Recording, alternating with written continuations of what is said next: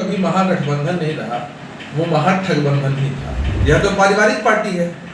चीजों का बंटवारा परिवार के सदस्यों के बीच होगा या परिवार के सदस्यों के मन से होगा, तो वहां निष्ठा की कोई कीमत तो है नहीं। आप कितने समय से लगे हैं इसकी कीमत तो है नहीं। राजद की प्रवृत्ति शुरू से रही है कि गठबंधन के अंदर और गठबंधन के अपने पार्टी के अंदर के नेताओं को अपमानित करना। राष्ट्रीय जनता दल अपवाद स्वरूप कोई काम कर दे तो उसी को आप उसका धरा नहीं मान सकते हैं। राष्ट्रीय जनता दल की संस्कृति रही है लंबे समय से कि जिनका झोला भारी होगा, जिनकी अटैची बड़ी होगी, जिनका आपराधिक रिकॉर्ड रहेगा, जिनके पास बाहुबल होगा, उनको ही ये लोग मौका देंगे। एमएलसी चुनाव को लेकर बिहार की राजनीति अब गर्म हो गई है।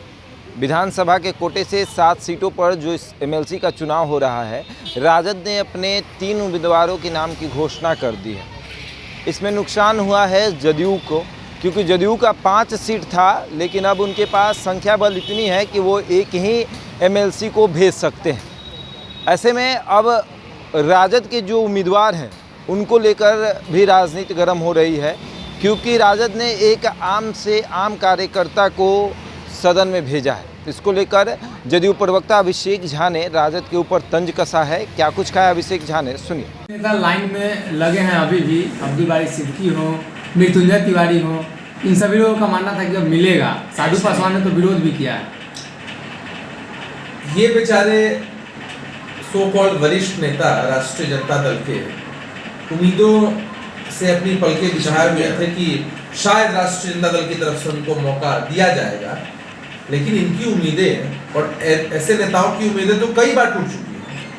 क्या हश्र करती है राष्ट्रीय जनता दल अपने वरिष्ठ नेताओं के साथ। यह तो पारिवारिक पार्टी है। चीजों का बंटवारा परिवार के सदस्यों के बीच होगा या परिवार के सदस्यों के मन से होगा, तो वहां निष्ठा की कोई कीमत तो है नहीं। आप कितने समय से लगे हैं इसकी कीमत तो है नहीं। तो लोग ऐसे ही पलके बिछाए रखें इस उम्मीद में परिवार के सामने नतमस्तक रहे कि कब उनका पॉलिटिकल समायोजन हो जाएगा, लेकिन ये चीजें नहीं होने वाली हैं। ऐसे ही ये लोग राजनीति के गर्त में जाते जाएंगे। कभी महागठबंधन नहीं रहा, वो महाठगबंधन ही था। राजद की प्रवृत्ति शुरू से रही है कि गठबंधन के अंदर और गठबंधन के अपने पार्टी के अंदर के नेताओं को अपमानित करना। उन्होंने पहले भी कांग्रेस को राजनीतिक दुलत्ती दी ही है, और अभी आपने देखा कि किस तरह से उनकी तरफ से उम्मीदवारों की घोषणा कर दी गई। अपने घटक दलों से विचार विमर्श भी नहीं किया गया, जो दर्शाता है कि ये लोग कभी भी किसी भी घटक दल को लेकर नहीं चल सकते हैं, किसी को भी सम्मान नहीं दे सकते, और वही उसी का प्रकटीकरण आप लोग देख रहे हैं। जमीनी कार्यकर्ता को राजद ने टिकट दिया है, आप लोगों का लगातार आरोप रहता है, उसको लेकर भी जवाब। शुरू से जमीनी कार्यकर्ताओं को टिकट दिया है। आप किसी एक चुनाव के मद्देनजर इसको नहीं देख सकते हैं। अभी भी राज्यसभा के जो 2 उम्मीदवार हमारी पार्टी की तरफ से थे, एक कर्नाटका से ताल्लुक रखते हैं, झारखंड से ताल्लुक रखते हैं। वहां पार्टी को कोई बहुत व्यापक असर नहीं कर्नाटका में, लेकिन उसके बावजूद पार्टी ने एक समर्पित और सम्मानित कार्यकर्ता को मौका दिया है, जो दर्शाता है कि जनता दल यूनाइटेड कार्यकर्ताओं की पार्टी है। राष्ट्रीय जनता दल अपवाद स्वरूप कोई काम कर दे तो उसी को आप उसका धरा नहीं मान सकते हैं। राष्ट्रीय जनता दल की संस्कृति रही है लंबे समय से कि जिनका झोला भारी होगा, जिनकी अटैची बड़ी होगी, जिनका आपराधिक रिकॉर्ड रहेगा, जिनके पास बाहुबल होगा, उनको ही ये लोग मौका देंगे।